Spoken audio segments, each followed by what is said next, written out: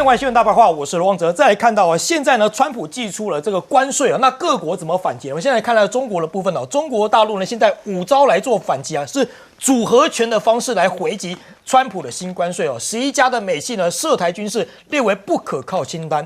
那这样中国的商务部啊开列美国11家不可靠的这个实体清单哦，禁止从事跟中国有关的进出口活动，也不得在中国境内新增投资。那现在要报复川普，中方呢对所有进口美国商品啊直接开征加征34% 的关税。现在从4月10号开始对所有美国的商品额外再课征再课征34% 的关税，来反制川普政府实施的对等关税措施。那反制美国，中国的商务部呢，这个海关总署呢说，对部分的中重的稀土的项目来进行管制啊，包括大家可以看到这一系列的这些稀土项目都要进行来做7项来做一些管制。那还甚至呢暂停了6家美国企业的农贸物输往中国，管制16家的美国企业呢特定进出口的业务。那中国大陆呢甚至还出手在反制对美国还有这些医材启动反倾销的调查。那现在呢包括了中国大陆的贸易商务部呢救济局公告，对原产于美国、印度的进口相关医用的 CT 球管发起反倾销的立案调查。那中国在世界贸易的组织WTO 也起诉美国的对等关税现在中国大陆的商务部呢也向 WTO 就美国向全球加征的对等关税呢，在 WTO 争取争端解决机制来提起诉讼。那现在的他的商务部的说法是说呢，美国的做法呢严重违反世贸组织的规则，将严重损害 WTO 的成员正当的合法权益，严重破坏以规则为基础的多边贸易体制，还有国际经贸秩序，这是典型的单边霸凌做法。话讲得很重。好，那再看到了川普的关税会不会变成自商权？现在可能有些美国媒体都看不下去了。现在有美国媒体都直接讲了，说哎呀，这个川普的说法说中国出这招是他们错了，他们慌了，他们承担不起。还有人说呢，这个是许多来到美国投入海量资金的投资人，我们的政策呢永远不变，那这是最好的发财时机，比往往都还更有富有现在美国有一派还在觉得说，这样做很 OK。那现在卢比欧辩解还怎么说？他说美国需要回到制造业的时代。我们来听看卢比欧怎么说。So I don't think it's fair to say economies are crashing. Markets are crashing because markets are based on the stock value of companies who today are embedded in modes of production that are bad for the United States. We have to be a country that thinks we're the largest consumer market in the world, and yet the only thing we export is services. And we need to stop that. We need to get back to a time where we're a country that can make things. 好，我们看到川普政府呢对自己很有信心，但是很多媒体不这么想，尤其很多国外媒体、美国媒体都认为说，根本有可能是开倒车的一个情况说可能会让中国再次伟大。因为最新一期的《经济学人》就直接说了，以我们如何看待这个世界为题，发表了2个版面，一个是说，川普手持的这个将矩阵将美国版图活生生切开的卡通画面这个拿个锯。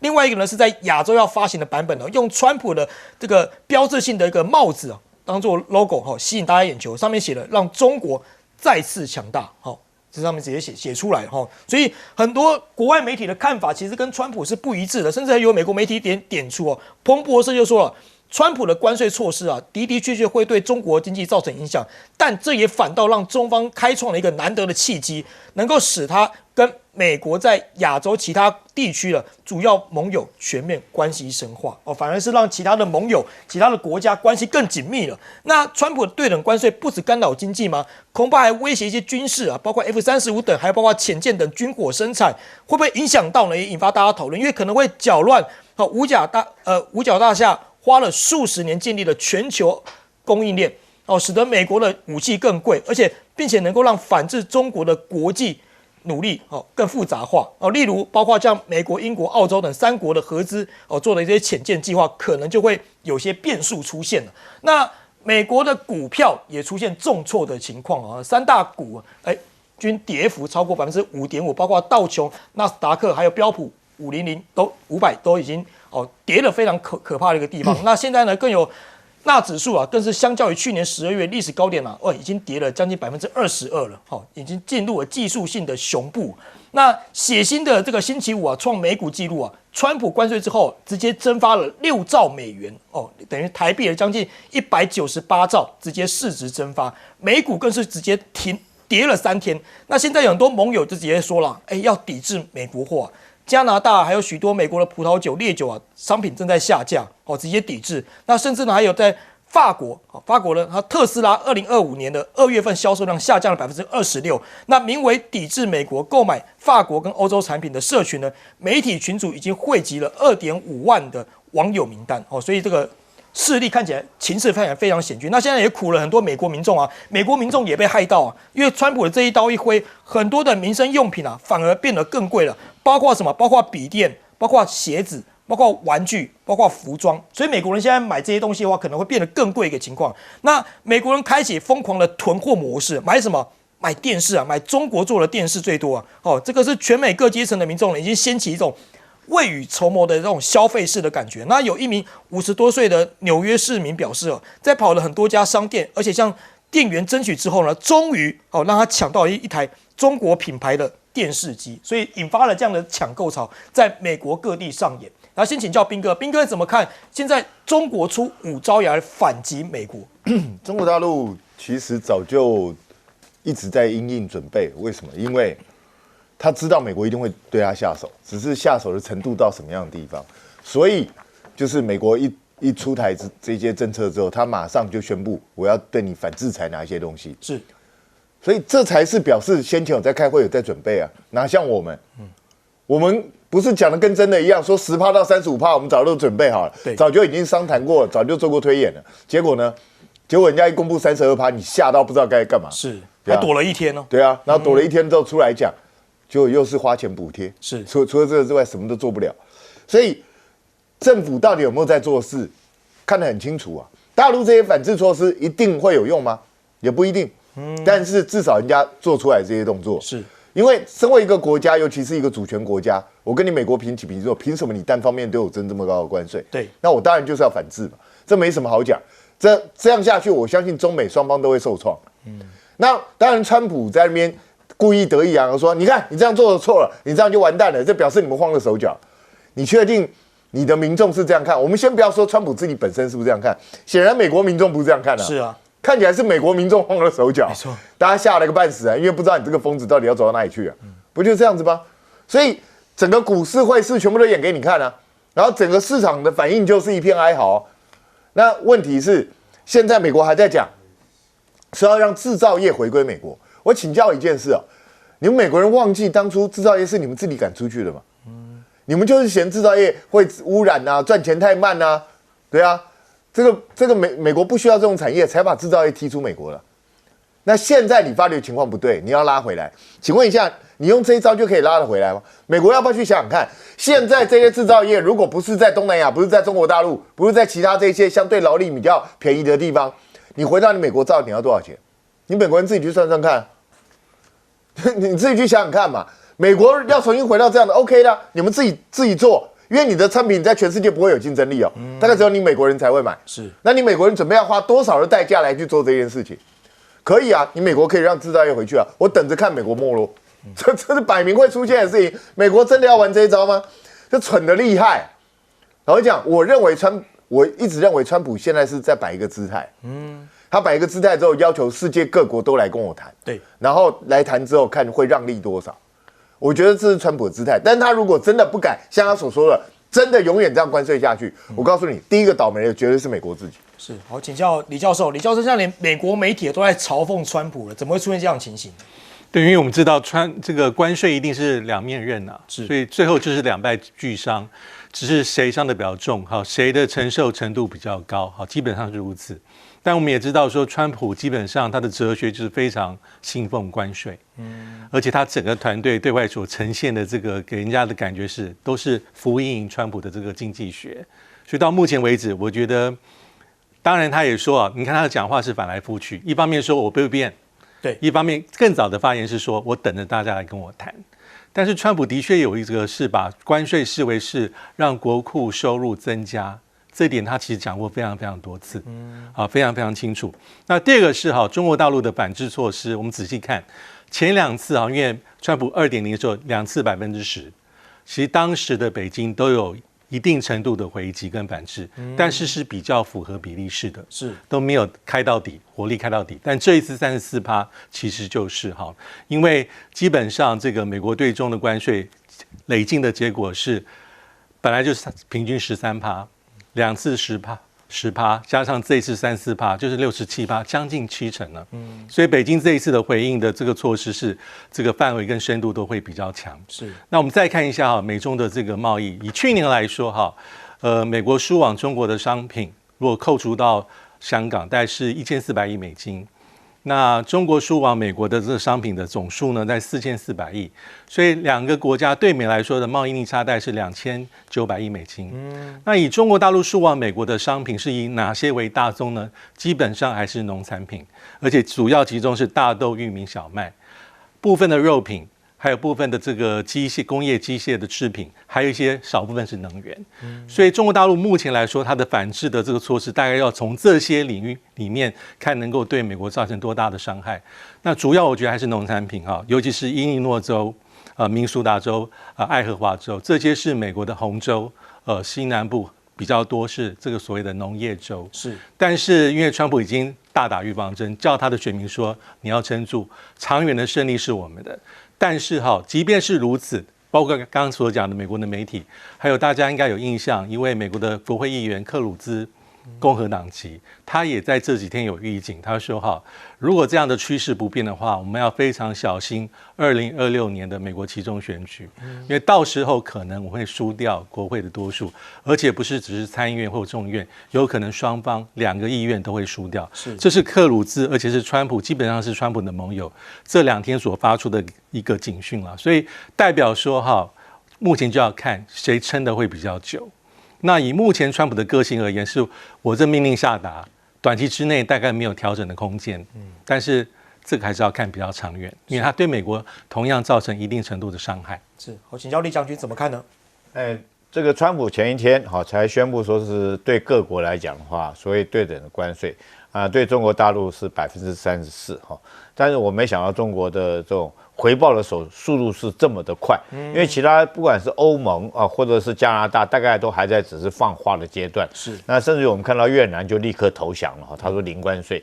那但是没想到中国速度这么快，而且中国我觉得挑这个时间点也蛮有趣的，他是在昨天晚上6点钟宣布说我们要对等关税制裁你也征你34%那个时间川普在干嘛呢？我看那个时间川普可能还在刚睡觉刚睡觉，搞不好被摇醒了说中国的报复来了34%我觉得川普可能是在那种惊吓之中被起床，他出乎他预料之外，就居然中国敢对他也同样现在还没看到美方有做回复嘛？对，有啦，美方这个川普有讲这些话另外来讲的话，就像是刚刚李教授所讲，其实双方来讲的话，这种一个是这个4400亿，一个是1400亿的这种互相的贸易的这种金额来讲的话，其实美国就有一个学者出来讲说，你中国敢报复，我们是大炮，你是步枪，你居然用步枪来对付我们的大炮。没错，确实这样，确实是大炮对步枪4400亿跟1400亿，但是你要知道，中国那个步枪是狙击枪对不对？它是狙击枪，它打得很准，它就一枪命中你的要害，精准打击。在精准打击，为什么我们看到它这个几项东西来讲，比如说是这个，尤其是这几个这个稀有金属来讲因为我是军人比较了解所以像它这个它是什么？它是坐在雷达上面的。那美国现在嚷嚷着要这个发展 F-47的战机，那是不是就做不出来了？那你一艘军舰来讲，因为要用上吨的这个稀土，那你现在来讲的话，你后续这些军武发展不出来。所以我觉得不错，两个国家来讲，互相用贸易的这种制裁的报复，提高关税，其实对两个国家都一定有伤绝对不可能说没伤。但是就像是这个问题是谁能够撑得久？当然我特别要讲其实你认为美国撑得久还是中国撑得久？当然这个川普跟他老百姓说你们要忍住，我觉得习近平也跟他们说我们也要忍住，那看看谁能够大家一起忍，那看看谁能够忍得久。但是我们必须要了解中国的政治体制跟美国就是不一样嘛。美国他们讲的是这个自由平等然后那中国来讲，中国的老百姓就比较能够吃苦耐劳哈，当然也比较这个民族心、荣誉心也比较强，所以我觉得这两个中美两大国在这种贸易互相的这种对砍之下哈，那我相信平常一讲，我认为说是美国撑不了3个月。看很多民众已经觉得说，很多笔电、鞋子都变贵了。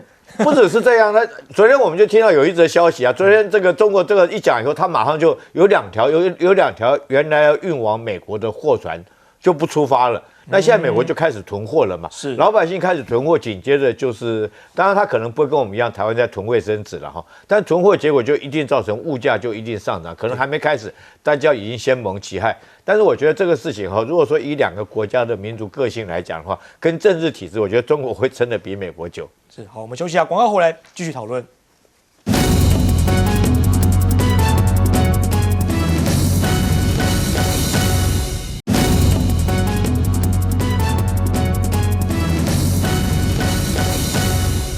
欢迎回来新闻大白话，我是罗旺哲。最近有个非常有名的美国网红哦，大家封他是甲亢哥。他在 YT 上面啊，哇，订阅数不得了，3800万的订阅数啊。那他最近呢到了香港去哦，哇，也引发大家讨论，甚至他也去参加这个香港的一个打小人的一个这个活动。我们来看看他怎么打。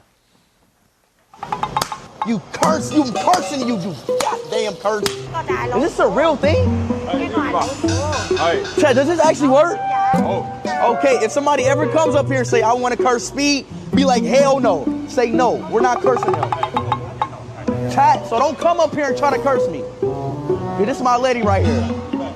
好，大家看到画面上这个网红，就是美国非常知名的美国网红啊，叫大家封他是甲亢哥了，因为甲状腺亢进，然后感觉非常激动，非常的有名。好，那他这一趟呢到香港去呢，旋风式啊打卡香港，在10个小时之内啊上演了一场港式的文化极限挑战，走访了香港的非常多个地方哦。那直播呢也搭了9个小时左右，从那个铜锣湾的街头一路吃到庙街，从海洋公园啊玩到狮子山。那他来香港之后呢，也造成全城轰动哦。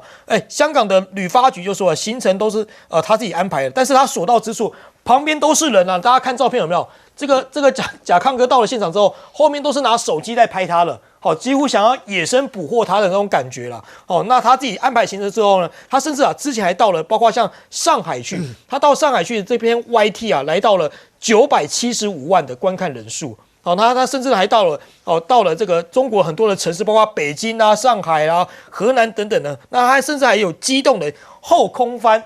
我们看看他后空翻的情况。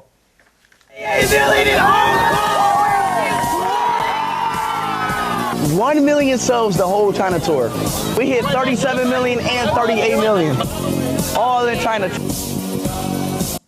好，他为什么会这么激烈的后空翻？因为他这一挂的这个中国行之旅啊，让他的 YT 增长了将近100万的关注啊，从3700万的订阅数来到了3800万，所以他嗨翻了嘛。所以当下呢，直接后空翻，激情的后空翻来给大家看。那他现在有被网友封为有个最好的22分钟，怎么回事呢？因为这个甲亢哥在游香港之后呢，大获好评啊，有一个浙江绍兴的女孩，大家说她娃娃音啊，有点暖心又可爱，但是她说她常被人家嘲笑，到那暖心哥，这个甲亢哥呢，后来化身成暖心哥，我们来看看到底怎么回事。What does that say? It's not a good word. Just laugh at me. Laugh at you? Don't listen to them. See, look, in this world, honey, you gotta understand that. In this world, people gonna laugh at you, talk about you, be hateful towards you. That's part of life. So you just have to stay strong and be you. At the end of the day, you have a nice voice. I believe you. Don't worry. You have a good voice. People talk about me all the time. People say I got a big nose. I'm musty. I'm black. I'm trash at football. We just gotta get stronger and ignore that. 真的是展现出这种暖心的一面呢。因为知道这个女孩呢，这个绍兴的浙江女孩，她说她因为她天生娃娃音的关系常常遭到可能同学的嘲笑。那这个甲亢哥呢，他就说，不要这样子，你声音很美，好，不要让别人影响你，你就快乐做自己就好了。真的也展现出他暖心的一面，甚至他还为他唱他生日快乐歌，用中文来唱这对一个美国的网红来说非常不容易了。那这一系列的举动呢，其实也登上了一些中国媒体的杂志包括环球时报还有中国新闻网的媒体呢都有报道。一系列的相关故事，那甚至还登上了中国的热搜。那甚至呢，他也到了这个少林寺去哦，因为大家问他说，你觉得哪一座城市你比较有 feel 哦，你比较觉得比较好？他说，在他心中啊，是在少林寺的那一期。我们看看这段画面。He was better, Chengdu or Chongqing? My favorite stream is the monk stream. When I became a monk, I ranked that first, in my opinion. I think that was first to me. 10 out of 10. 10 out of 10. 好，看起来他对中国的评价非常的高哦。那记者问他说：“哎，满分10分，你给他几分？”他说：“满分10分。”哦，直接给满分的情况。那现在呢，是不是有人开始眼红这个甲亢哥的网络效应了？川普是不是想要想要抖音呢？因为川普的关税呢毁了 TikTok 交易哦，2度续命75天。他说我们的政府一直想保住 TikTok 的协议，那并且取得巨大的进展。那这样的协议呢，需要更多的工作来确保相关的核准。那这个就是他签署行政命令，让 TikTok 再运行75天的原因哦。但是呢 ，TikTok 的交易案本来快速达成了吗？现在外媒指出说，川普寄出对等关税之后呢，北京现在翻脸拒绝，因为根据外媒的报道，这笔交易呢本来几乎已经达成了，但因为最近的关税议题已经砸锅了。那 TikTok 现在到底卖不卖呢？字节跳动说跟美国政府商谈中没有达成任何的协议看起来可能还有些分歧的一些意见所以看起来会卖呢，向你打上个问号。那美国媒体也指出说，应该加入投资团体收购 TikTok。那沃尔玛否认这样情形。那今天给予否认这没有这件事情。好，先请教彬哥，彬哥怎么看这个甲亢哥在香港引发了这个渲染的风潮，而且还蛮受欢迎的，甚至还也蛮暖心的。你怎么看这个热潮？其实很简单嘛，因为他有3800万的粉丝，现在本来3700万，现在要增加到3800万。对。然后他的特色就是从头到尾就一直直播不停的。对。所以他既然在直播，你是香港人，看到他在那边的话，你如果刚好又在附近，你会不会过去看他？想去上个镜头对啊，这很正常嘛。是。对啊，那所以他旁边一定到处都是人。那只是他也蛮有趣的，我觉得谁教他的，他居然会知道香港有打小人这种东西。对，蛮有趣的。对啊，这个其实我们以前只在电影上看过，我自己还没有亲眼看过。那个打小人是香港的一种习俗啦，他们就是比如说谁得罪你啊，或者说谁对你不好啊，或者你就可以，其实这是一种拿个拖鞋这样打对，就是一个诅咒，什么打你的小人头，打你的小人手。是，蛮有趣的习俗啊，蛮有趣。那个其实，在香港当地就是。那个不是你自己打，其实你花钱可以请他帮你打。对，他们就是看你要打什么。好像旁边有个奶奶会帮忙打。对，这些都老人家在，因为年轻人会这个的应该很少。是，对啊，所以这是蛮有趣的活动啦。但是也不要当真啊，那个不会真的实现。这就是好玩而已啦。那当然他会很兴奋，那可是我就觉得他也适时的发挥他自己，就是他不是只是一个。就是引人瞩目的网红而已。我觉得他那一段跟这个浙江绍兴女孩讲的那个就挺好。他就讲说他自己也常常被人家歧视啊。对啊，他自己也知道遇到很多问题。他因为肤色的关系，他说他就是 ignore 一切就好，就是不要无视这一切就好。你还是做你自己。那当然啦，他有做自己的本钱，为什么？因为他很有钱，他受到关注。那一般人就不是这么容易的。那其实娃娃音会被人家嘲笑。对啦，有的人可能会觉得哇，你讲话怎么这么像小孩子？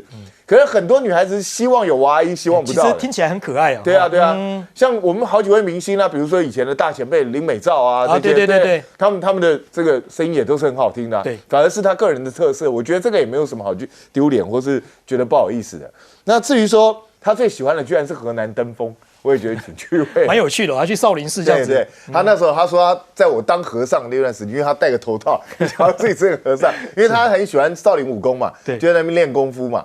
那所以我觉得这个对他自己来讲是充满回忆。那我觉得更重要的就是借由他的这一段行，让大家看到中国的另外一面。也就是平常可能媒体可能有各自有立场，所以有的报道好的，有的报道坏的。那现在不啰嗦，就是一个网红，他带你走遍中国到处各地，四川、重庆、河南啊，到处去看上海、北京，那就让你看看真实的中国大陆到底是什么样子。是，那喜不喜欢就你自己去判断。我觉得这种活动。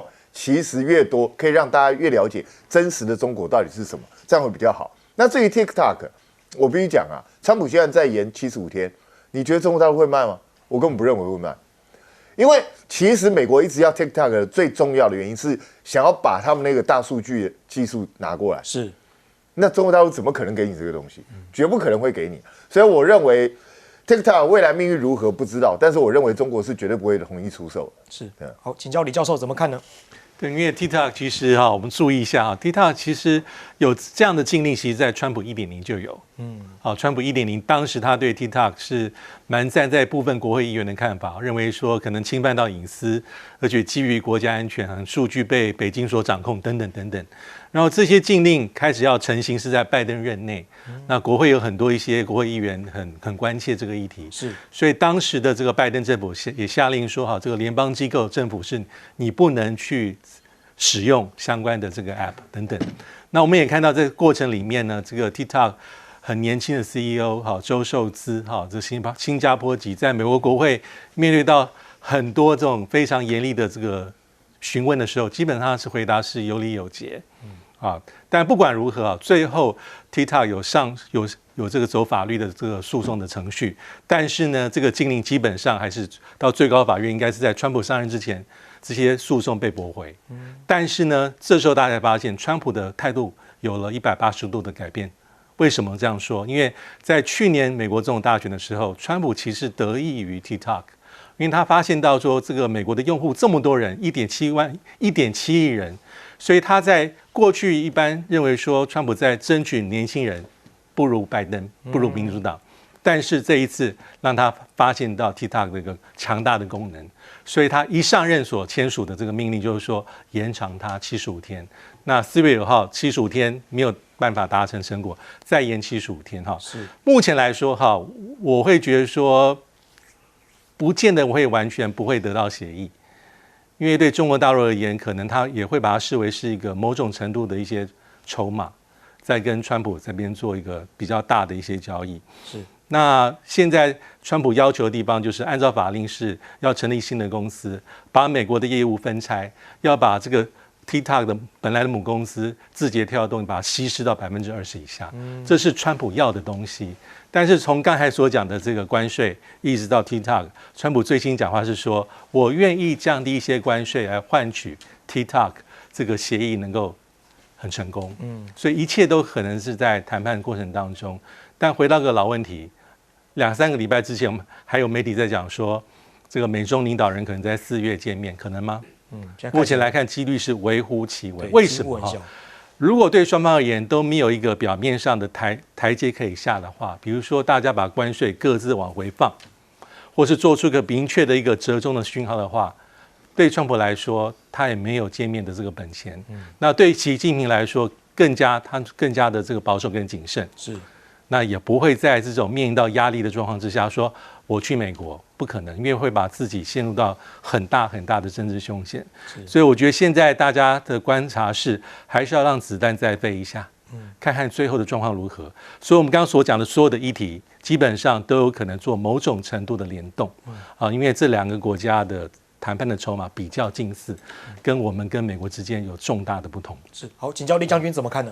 我觉得甲亢哥这趟里面确实有很多的亮点，比如说这个娃娃音这个女孩就是一个亮点。是，其实娃娃音真的平常讲很可爱，很好听。对啊。比如说蔡圭以前就是娃娃音嘛，对。林志玲也是娃娃音嘛。那以前我们曾经还有我们国军有一个这个女兵接受访问的时候，那我想大家印象很深刻，她那边讲我们接到上家的命令，然后我们就怎么样。哇，我看全大陆来讲，只要她一出来，在解放军就投降了，心都融化了。心都融化了。我那个画面，我相信很多包括大陆的网友应该都还有印象。这个娃娃音真的是很可爱。我建议这个女孩她可以往影剧界去发展，因为这是老天赏你饭吃，让你有这么可爱的声音。对。那甲亢哥这次到大陆，当然他自己本身他就有很高的一个网红的流量。对。但为什么我认为他这次到大陆去会特别的这种引起疯狂呢？因为东西文化确实有很多的冲突，那冲突之间激起的火花那种火花是最美的。有话题。我讲一个最浅显的，譬如说，他说他到少林寺去，印象最深刻。那我对他到少林寺拜师学艺的过程我也很深刻。为什么呢？因为只有中国有拜师的这一套，对，那外国来讲没有拜师这一套，对，这就是文化上的差异。那大家就看到他去敬茶那个动作，那中国人觉得很有趣啊，这一个外国人愿意学我们的。另外来讲，你看他练武功的过程里面，东方的武功讲究是底盘的。所以你看中国人练武术，他一直是在蹲马步啊干什么的。那西方的武功讲究是上盘，他们是拳击。对，所以像这个来讲就不一样。所以大家看到他这个踢腿啊干什么，蛮有趣的哈，就觉得很有趣，因为西方。但是如果说是他到西方去学拳击来讲的话，给人家感觉就没有那种文化就比较冲击的那种这种火花就不会出现。当然，这次他在大陆是无滤镜的一个整个过程包括他坐高铁，然后整个网络5G 网络没有断线，他自己也很压抑。另外，他去试乘的小米 SU 的车子，然后他自己亲口讲说，哎，这个车子速度比我的兰博基尼的这种开起来还要快，而且价格便宜这么多。其实我觉得这些不管是开车啦、玩这个网络啦或各方面，都蛮切合年轻人的投年轻人的喜好，所以难怪他会在大陆上面造成这一股的旋风。那我们也很热烈的这个希望他如果说是有时间的话，也到我们台湾来台湾看看嘛。那我们台湾也有很多有趣的文化跟大陆文化有一些还是不一样的。比如说我们有日月潭啦，我们有阿里山啦，我们台北有101的大楼。其实我觉得我们台湾观光单位交通部单位应该设法去邀请他来，然后替我们的台湾观光注入一股新的活力。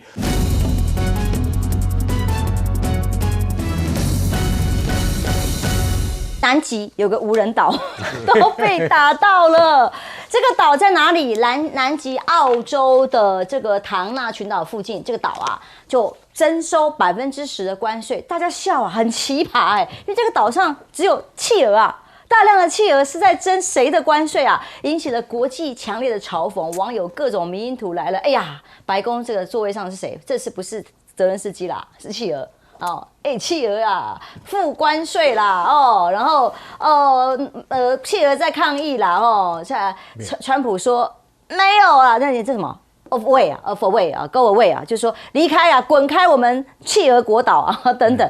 那其实很多国家都很难想象说，缅甸现在还在受灾，重创当中还在营救。川普有没有派人去？看起来目前好像没有看到营救队伍，但是连这么大地震重创的国家没有伸出援手，也被科了44%的关税，比台湾还要重那另外有一个国家叫做这个赖索托，记得吗？那时候川普就职的时候，有一个国家我连名字都叫不出来啦，我为什么要帮助他啦？那个国家被伤害嘛，叫赖索托。不是你没听过，你还要去伤害他，这才奇怪吧？伤害了那一次之后，结果他去年的国内生产总额才20亿美元。结果川普也对他课税，而且课多少？50%。我本来以为越南是最高的，搞了半天，原来最高的在这里，就是这个他没有听说的国家，课了50%的关税。然后斯里兰卡也有44%。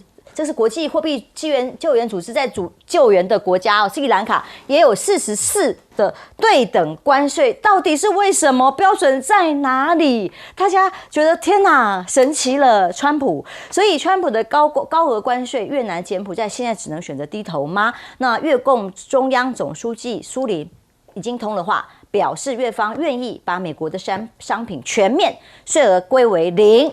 全部免关税，但是有个条件希望对方也一样对他采取相同的标准。那我们卖到美国去，你也是0吗？我不相信川普会愿意。是说梦话。对，那柬埔寨也一样这样的做法，即日起立刻下调，就是用软的来，从35%下降到5%所以呼吁美国要暂缓关税实施，到底有没有bargain的空间，还有的瞧。但是川普科这个关税，大马的首相说，东协会商讨采取一致的立场，大家一起来，不管要软的、要硬的、要谈判还是怎么样。而日本呢，过去一直跟着美国走的。日本现在其实也是有点情何以堪，但是还是比台湾好啦石破茂首相公开的说，川普对等关税，他形容叫做国难，对于日本来讲非常的严重，朝野要合作，一起采取最充分的应对措施。其中呢，光是汽车可能会造成日本汽车的出口损失170亿美元，非常的严重。那川普惹怒的玩家里面，包括日本的这个扛不住的关税以外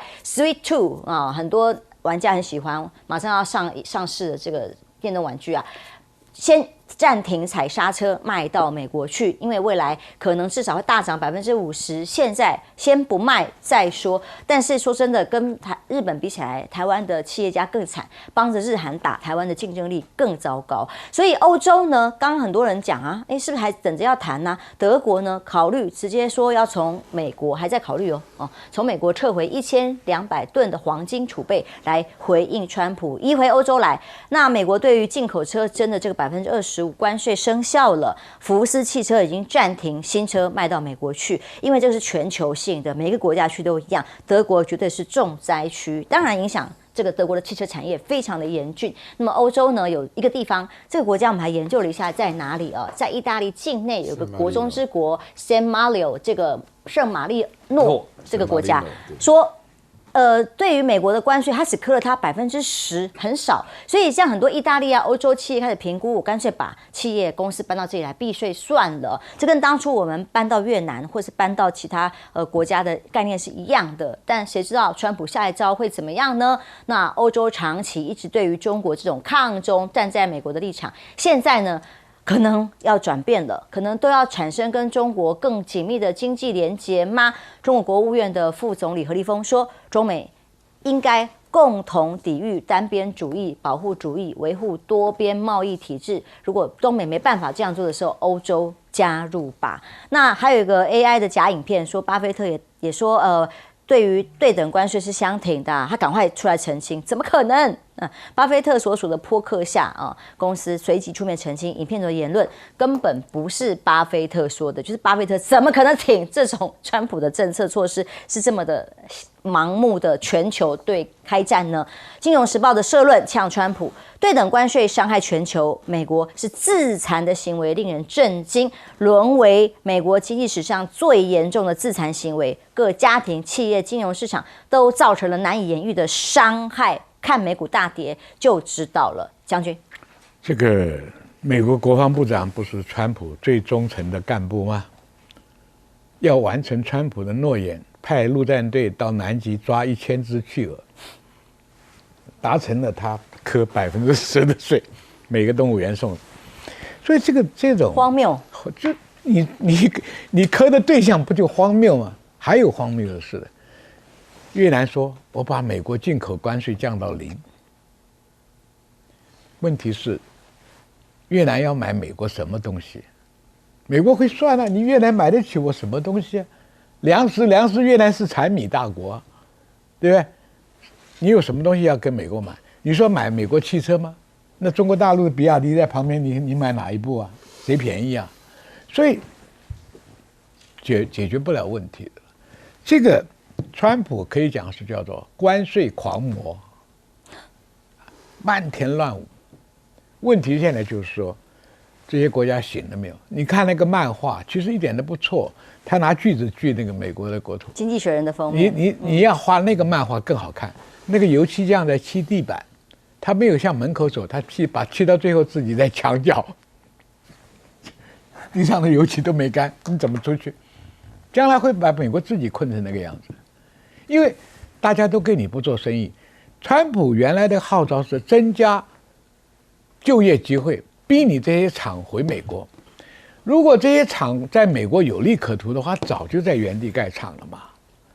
为什么？你的工人是就是成本考量嘛，成本考量那么多，而且讲难听的话，工人懒啊，也不学专业知识，也不愿意辛苦加班。你想，台积电到美国去。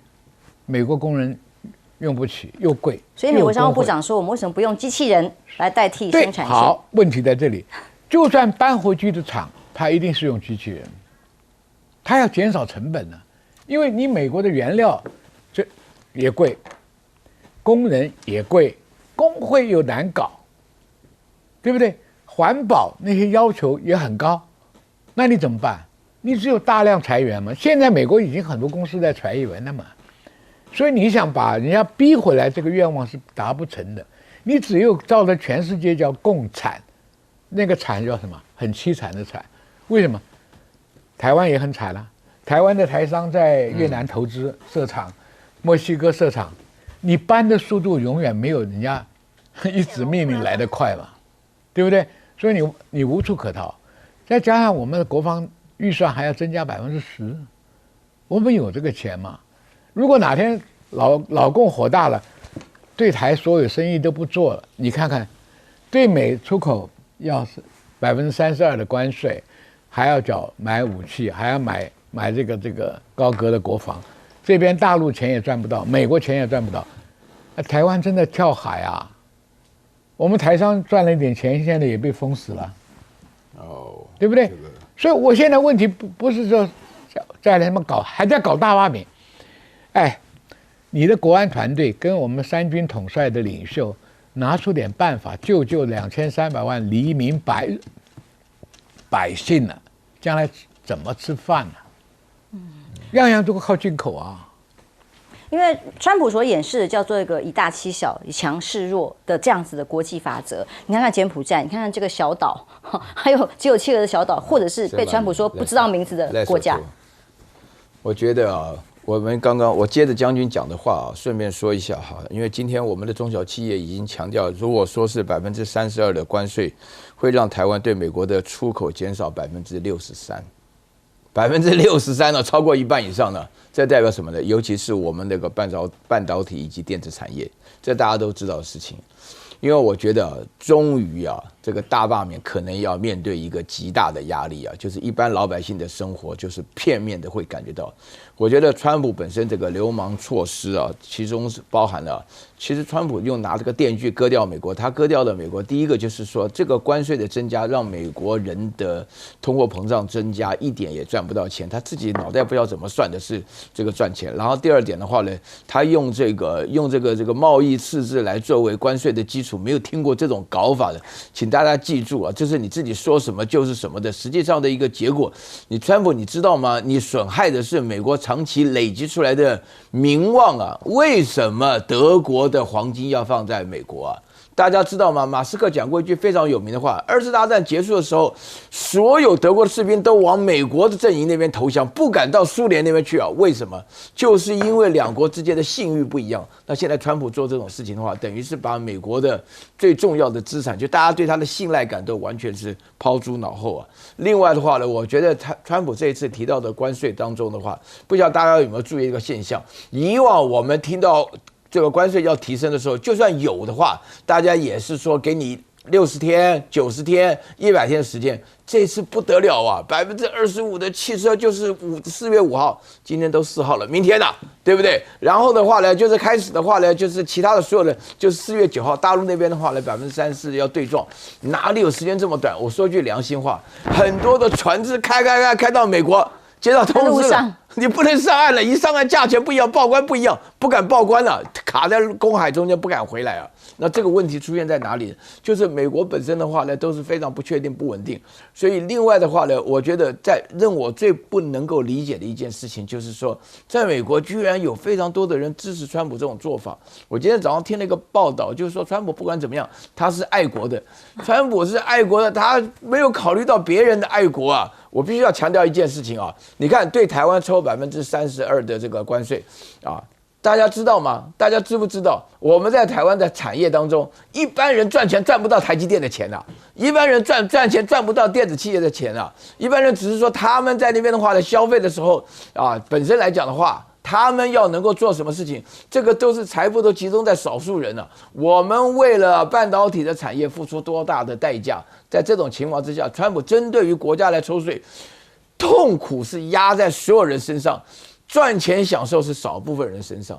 那这样子的话，大家想想看，这个还得了啊？我们在台湾能够经得起这种场面吗？对不对？那大家现在的话呢，我们的政府本身该做的事情，为什么我们会觉得说大家都觉得很失望？因为我们最大的筹码就是台积电的先进制程，那现在全部送出去了，不但送出去了，还自己花钱送出去，不是自己花钱，人家还嫌钱不够，人家自己会觉得说你们越产越好，这样的话我们就越稳定越好。居然说我们是偷的，居然说我们这个原来美国有很多，现在要准备收回来，全部夺回去。哇，我们看到这种事，内心非常非常激动啊！我一读完书就马上就回来了，现在混到成这种样子啊，真是太难过了。严老师，您是非洲专家哦，所以看到赖索托的处境，应该设身处地想象。他这个叫做二次伤害啊。第一次说没听过这个国家，那为什么 USAID 还要去援助他？那第二次，既然你没听过，那你为什么还要很重课这么重的税？而且赖索托在南非里头算是一个挺美国的国家。你都不研究，我觉得这是川普最可怕的地方，就是说他从来不去看这个国家，这个我们讲说 track record 过去的历史，他是跟你友好的跟你友好一点好处都没有。然后其他有些国家你看像越南改变的态度跟美国现在算是缓和了，结果税你照样这样子搞，我觉得真的是在跟川普来往真的没有任何好处，而且非常难以预测，所以。台湾的态度，我觉得我们从这次就应该可以看得出来，就是我们要比川普更川普我们要更疯狂一些，他才会在意，否则的话，他就是真的是很糟糕。那我觉得我刚刚也提过，很多的非洲国家今天会面临到，就是川普你过去美国政府所承诺的东西都不算数了。那我们该怎么办？我觉得到最后你等于是帮中国大陆开拓了一个新的又更大的空间，那他们可以挥洒了就是大家觉得说，至少中国大陆不会跟我们玩这一套，那我还是跟大陆来。那川普可能会觉得说，今天中国搞非洲没有关系，我只要保住我的西半球，但对不起你的格局是越来越小这个他现在搞的关税。就是像100年前胡佛搞的一样，胡佛那时候到最后搞的是经济大恐慌，你现在可能也会面临这个问题。那台湾，我相信，对不起，礼拜一开始我们搞不好要放一个灾难假就是应该这个是过去是天灾，这个大概是川普灾就是整个股票可能会有很大的这个冲击。所以今天川普所造成的这些问题，讲起来。美国这些知识分子或者共和党这些大企业领导人，你们难道都没有办法阻止一个疯狂？那你美国的到底这个软实力卖出来的民主政治，到最后的结果是竟然是让全世界遭殃？这个是美国这是美国想要推销的美国价值吗？我相信不是了就是让大家看到，确实资本主义就是一个非常贪婪、非常一个没办法。就是容忍其他人所有的。那我刚刚讲这个关税，就好像共和党一样。过去美国说有钱人，那你关税，我们讲说一般缴的税比例重一点嘛，就是累进税嘛。他不是他把穷的国家一样课税，那就跟共和党说提出来一个 flat tax %投税一样道理，就一样的嘛。所以这个政党这个国家现在的状况是让全世界会唾弃的。好，接下来来看看，我们在台海当中的演习才刚刚落幕。那么现在发现美国的卡尔文森号的航母穿越了马六甲海峡。上次在我们演习的时候，大家问，那美国航母去哪里了现在看起来本来往中东去，暂时停止之后，现在穿越马六甲海峡。那中国的航母呢，则是山东舰参加解放军演习之后呢，礼拜4回到了南海，继续在南海这里有互相的较劲。航空母舰没有碰到，但是飞机的部分，中国的歼10C 战斗机在台湾附近拦截了美国的 RC-135吗？那么这架侦察机是从琉球群岛起飞的，接近台湾以北的这个100公里附近的时候呢，就发现进行高强度的监视行动。这个时间点就是在解放军海峡雷霆 2025A 演习的第2天，那就被认为说是要侦察山东号吗？所以呢，中国大陆方面还派出了这个潜舰等等的，所以去把它用歼10给驱离了美军是不是被川普现在的状况处境，其实在内部更是一个不确定的未爆弹。那么对等关税干扰经济之外，包括 F-35还有美国的重要挪威啦、以色列进行中的重要火箭防空计划都会出问题，因为很多的军火生产的原物料都来自于国际甚至中国大陆呀。这个三国美英澳三国联合的建造核子动力潜舰计划分享的计划，现在恐怕因为价格太高，要画上句点了。而大陆立刻动手管制的这7种稀土，一念出来，通通都是目前军方最需要在这些国防设备上需要用的这个设备跟原物料物资，所以呢，现在主要应用在先进武器的精密电子设备都可能出问题，连人力都出问题。因为川普不是要大刀砍人力吗？五角大厦面临预算删减、战略调整，还要砍掉9万名现役军人，这是美军现在正在做的事情。45万要减到36万，那川普还要再砍美军高层哦。高层先前砍了几个政治不正确、他不喜欢的高层。现在国安局所隶属的这个国防部的司令部司令霍格也被罢官了，国安局的文职的副局长也被撤换了，那调到五角大厦等等啊这种办公室。纽约时报指出，霍格在公开场合上的态度很严谨啊，那跟现在川普的格格不入的新班子是不一样的，所以反而像这样专业的文官几乎全部被撤换掉了。而在美军基地经营GMC 是什么呢？一个中资商店，专门卖什么维生素啊、营养品啊，现在呢也申请破产，2020年申请破产之后被中国买进去之后，是现在呢到了这个军方的商店里面在开设的情况之下，美国众议员还担心啊，哇，连卖这种维他命啊都有问题啊，会比购买国外的土地还要疯狂啊！军方进驻的企业居然是中国大陆的吗？但这有这么严重吗？国家安全现在更大的是其他的吧？现在在太空的大战是这样的哦，中国大陆建了6大的武器，说要攻击太空卫星嘛，这也是美国的太空司令他发出的警讯。他们认为中国发展的这种陆基、天基定向能够定射频的跟其他先进武器射动牵引到了攻击太空卫星的能力，那么威胁到美国在太空的活动。那么真的吗？有卫星斗狗吗？可以卫星打卫星，然后让整个太空焦虑取得的焦虑让美国这么紧张吗？那像看 SpaceX 好了，既然很怕中国的科技，所以 SpaceX 跟 ULA 就赶快五角大厦全力的往这边来合作喽，马上有数十亿美金的发射合同要给 SpaceX 说啊，要拼命尽量的多把一些卫星送到太空，才能对抗中国在太空的计划，包括连鸟类的保育区啊，都变成了 SpaceX 的火箭发射场。外媒的报道呢，Washington Post 啊，这个考虑呢，连新建火箭展开全球的快速货运运输，都在现在军方的计划里头，全部都 SpaceX。股价跌嘛，其他地方可以补回来吗？陆气现在马上就要实现叫做火箭电磁弹射，倒是让 SpaceX 非常的紧张。它本来是龙头的地位，但如果2028年如他们现在所宣布的新核动力能够实现首次电磁弹射火箭飞行的话，那未来这种又便宜又快速的成本的发射方法，当然会把 SpaceX 最强的强项就是把成本 cost down 啊，这个做法航班化的发射，那就是另外一个不同的世纪了。中国航天朋友圈说不断的扩大，包括了对地的观测、深空的探测，还有跟200份不同的政府之间的合作，连印度的工商部长啊，就公开的说，其实呢，应该要跟中国大陆同行，学习创造科技啊。结果国内还骂他了一顿，说因为包括了机器人、自动化、机器学习，都要看看学中国啊，进步的多快啊。但显然现在抗中，美国还继续做，但是还能抗多久呢？在这样的激烈竞争冲突底下，将军，首先我们讲这个卫星的问题啊。这次俄乌战场上，我们看出来，马斯克的星链发挥很大的作用。星链一关，乌克兰的部队不知道怎么打，都忙了。忙了。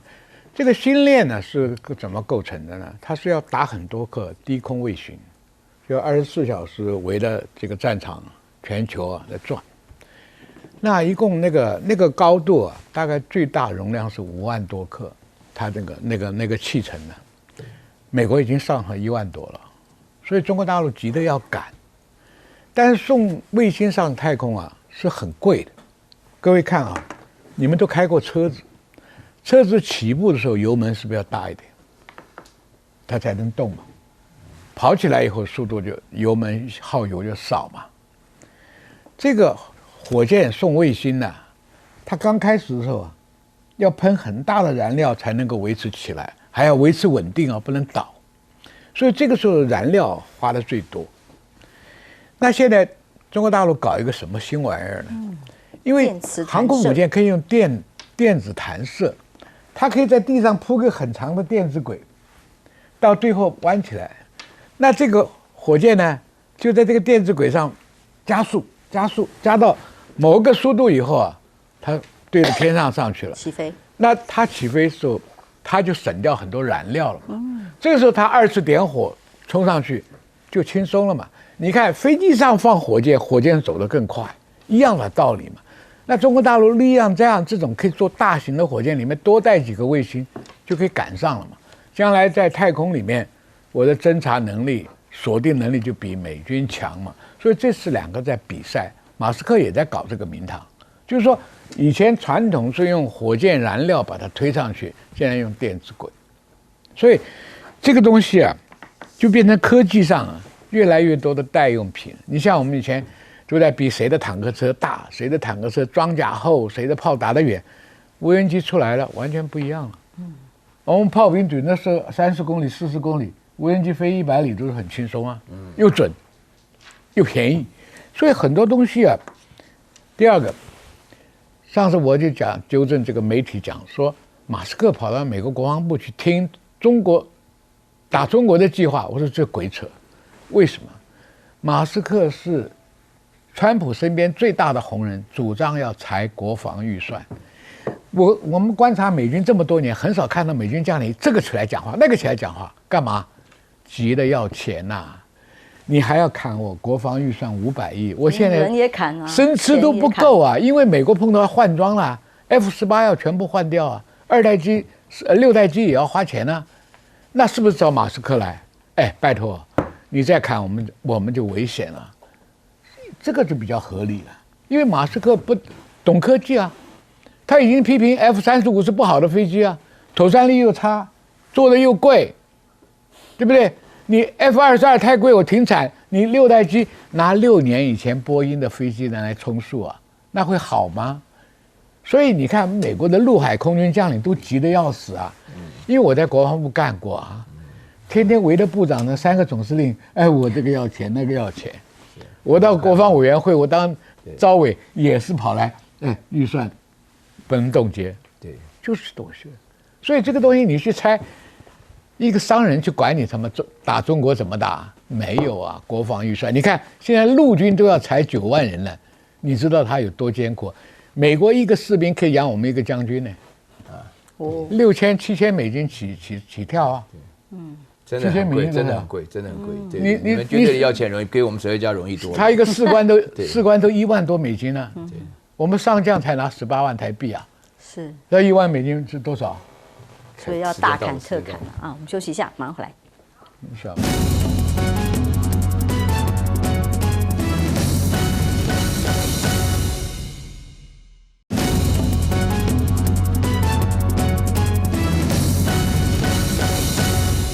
我们的军演在两岸之间刚刚结束紧张的对峙气氛，美军的动态观察一下。大家知道吗？卡尔文森号要去哪里呢？卡尔文森号原来是在西太平洋的，现在准备到中东去啊，要打胡塞拖鞋军啊。我跟你讲啊，我们今天所有的节目当中啊，就制造出来这个感觉啊，就是美股下跌，就股市、债市、房市跟汇市啊都会下跌的话呢，美国强是因为有3项原因，就是美元、美军以及美国梦。啊，如果美元不行的话呢，那美国梦呢也不会太行的。那现在美军的话呢，在这里面呢介绍了出了3个问题。第一个问题呢，美国的大兵要删除9万人啊，美国大兵人都不够啦。我跟你讲，美国大兵只有2个条件，一个高中毕业，另外一个不吸毒，都招不到人。现在删掉9万人，但是还删掉一些 DEI 的人哦。啊，对了，删掉 DEI 那是另外一回事了哈。我这边讲，然后呢，第二个部分呢，就是说呢，他自己的那个要前阵不是在讲的吹牛吗？讲那个 F-47啊，川普不是47任总统吗？啊，这个47任总统的话呢，那你做的这种6代战机，你需要很多精密的这个材料啊。那现在大陆的话呢，全部都是管制了，不能出口了。那个字我也不会念啊，但是总而言之的话呢，就是大家知道，就是说6代机都必然的需要的这个东西。我觉得最严重的就是美国的高阶将领说拔就拔，哇，不知道是这种情况啊，这个非常严重啊！我们在台湾再胡搞也没有说把高阶将领说拔就拔，以为都觉得很难取代。我们会觉得说，那他原来的话是干啥工作的啊？我们以前的话听到美国将官来哇不得了啊，哇！我觉得美国总统就是5星上将啊，对不对？艾森豪那时候来台湾访问的那还得了，对不对？现在搞了个半天呢，都是4位数餐啊，说拔就拔啊，没有引发任何的效果。哦，这个我很怀疑啊，就是说美元美金美元、美军、美国梦都垮了。在这种情况下，我不晓得美国是要靠什么生存的。休息一下，马上回来。